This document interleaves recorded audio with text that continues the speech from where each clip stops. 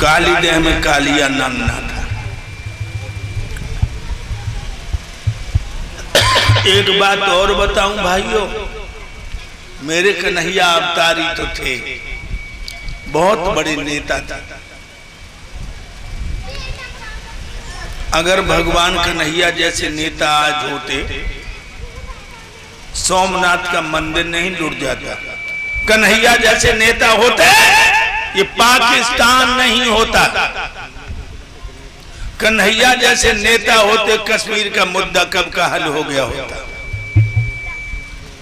मेरा कन्हैया एक निशाने में दो शिकार करता था। और ये भी बता दूं,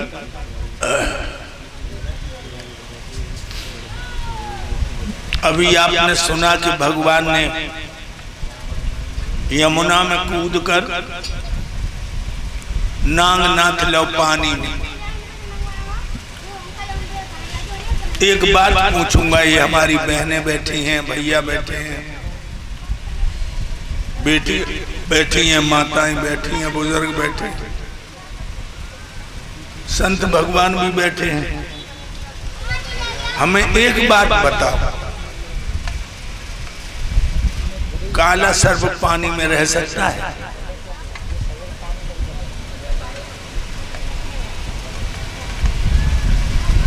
कालिया नांग भगवान ने नाथा, और तुम हमेशा से सुनते आ रहे हो कि काली देह में कूद पड़े, पानी में युद्ध हुआ, फिर कालिया नांग नाथा। मुझे सिर्फ एक बात बताओ, क्या काला सर्प पानी में रह सकता है या किसी युग में रहा है? भाई पानी वाला सांप तो दूसरा होता है। और तुम सब सुनते रहते हो, बंदर की तरह सर भी हिलाते रहते हो, हाँ कालिया नांग नाथ लिया पानी में, पानी में, पानी में। लेकिन मैं ये पूछ रहा हूं, क्या काला नांग पानी में रह सकता है? उसमें है पानी में रहने की क्षमता? नहीं। फिर ये क्या था? ये सांप नहीं था, नांग नहीं था। वो बात तो मैं बताऊं जो अभी तक तुम्हें किसी ने बताई नहीं। बताए क्या? जब कोई जाने तब तो बताए। सांप नहीं था, नाग वंश का एक बहुत बड़ा योद्धा था। और ये रमणक द्वीप पर बहुत बड़ी गुफा में रहता था। एक दिन गरुण और इसका मुकाबला हो गया, युद्ध हुआ, गरुण बलवान पड़ गए। तो इस योद्धा ने अपनी पत्नियों को लिया, काली देह पे आकर के, इसका नाम काली देह नहीं था पहले, इसको अमृत घाट कहते थे पहले, अमृत घाट।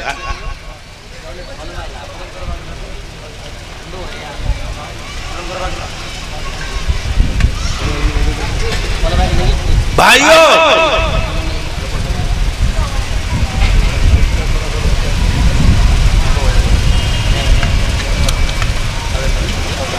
इसका नाम था अमृत घाट। ये नागवंशी योद्धा आता है और अपने को छुपाने के लिए जो किनारा था यमुना का, वो उसने खोद करके गेट बना लिया और अंदर 1 मील की गुफा बनाई, 1 मील की। उसी में सरोवर था बड़ा सुंदर, जिसमें कमल के फूल थे। और ये इतना जहरीला होता, ये और बताऊं तुम्हें, ये जहरीले जंतु खाने वाला था। जब कोई शिकार पकड़ता था तो धर के फूंक मारता था, 1 मील की दूरी पर शिकार अंधा हो जाता था। अंधा।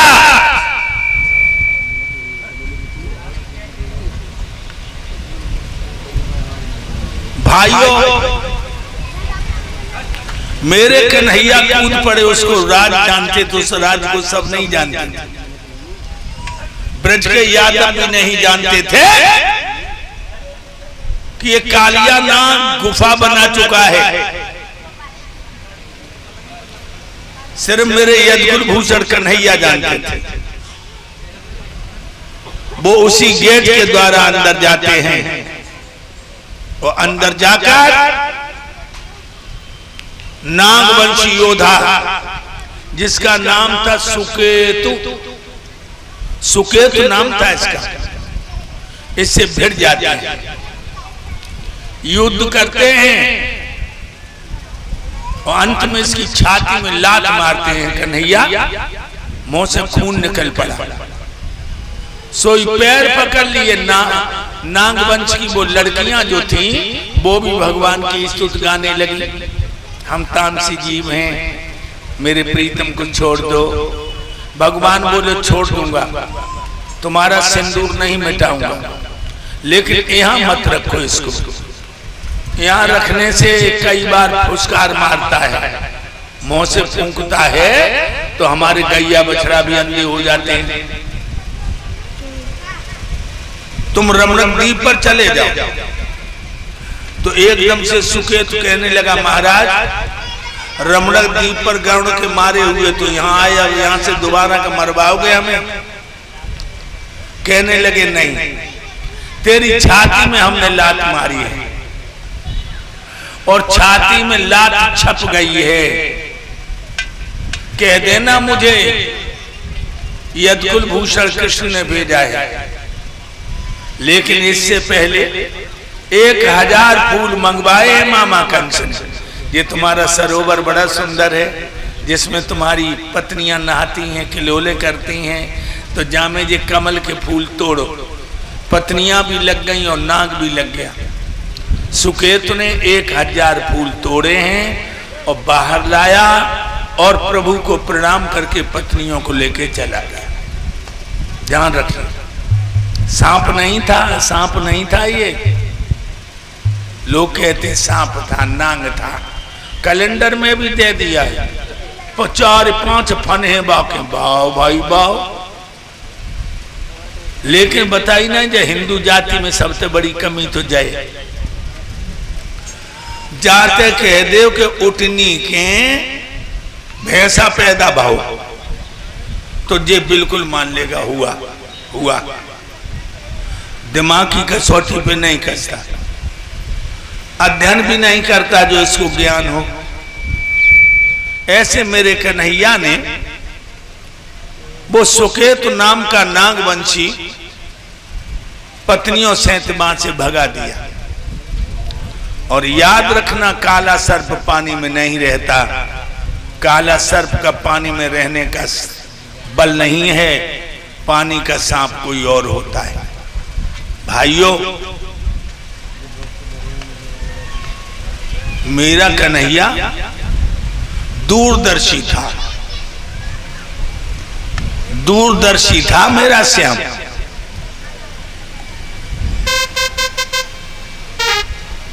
एक बार ब्रज में बहुत बड़ा त्योहार हुआ।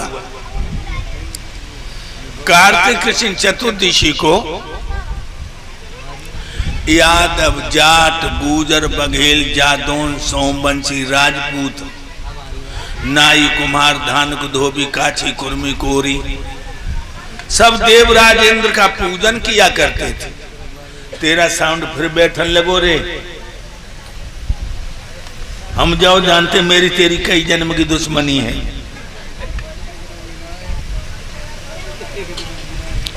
उसे पूरी रात सोन नहीं दिया। आज 2:30 बजे थे बजान लगो, जन भजन को नहीं करने दो। और अब जाने नौटंकी शुरू कर दी। तो मैंने बताया भाइयों, कार्तिक कृष्ण चतुर्दशी को यादव, जाट, गुजर, बघेल, जादौन, सोमवंशी, राजपूत देवराज इंद्र का पूजन किया करते थे। सारे वृंदावन को दुल्हन की तरह सजाया गया। गाय के गोबर से घर आंगन दरवाजे लीपे पोते गए। पूरी पकवान आदि लेके ग्वाले वाले आने लगे हैं और पूजन अर्चन करते करते वो लोग देवराज इंद्र की प्रार्थना गाने लगे।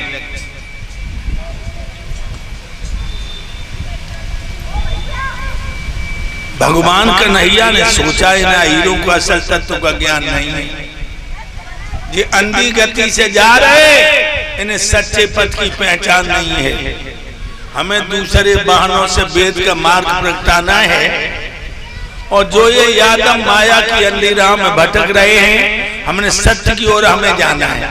देखिए, और मेरे कन्हैया मैया यशोदा के पास आए, बोले मैया हाँ लाला मुझे भूख लगी है। यशोदा बोले लाला चौका में नहीं, चौका में नहीं है। यशोदा बोली जय जय जय को भूख बन रहा हो। भगवान खड़े होकर कहने लगे मैया जो जय जय को होते जो तुम वो चौका में नहीं आन दे रहे। यशोदा सोचने लगी अगर मैं बताऊंगी तो ये बात में से बात काटेगा, काम बहुत बड़ा। मेरे भाइयों, यशोदा बोली मैं बाबा को पूछ ले। भगवान कन्हैया ठुमकीली चाल चलते हुए बाबा के पास आए और बोले बाबा हाँ लाला आज मुझे भूख लगी, हाँ तो हमने मैया से पकौड़ी मांगी, मैया ने मुझे पकौड़ी नहीं दी, और जकई लला चौका में ना ये जय जय को भूख बन रहो है। बाबा जो जय जय को होते जो मैया ने मुझे पकौड़ी नहीं दी। अरे लाला मैया ने आप